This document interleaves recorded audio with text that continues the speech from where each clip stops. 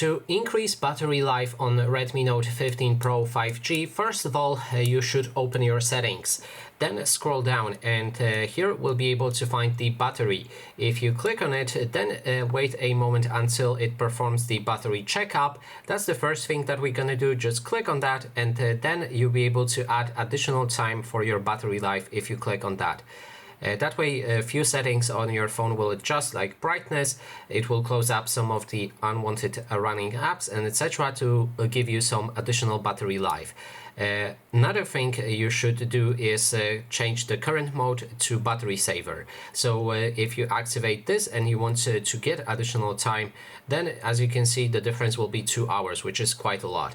You can also go for ultra battery saver if you really need to save that battery, but this will entirely change your system UI and everything will be less visual, let's say, and you will also have a cut access to some of the apps.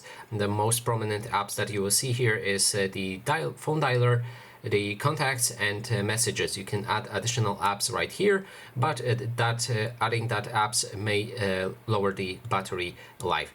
So anyway, that is everything. Thanks so much for watching, and if you like this video, please consider subscribing.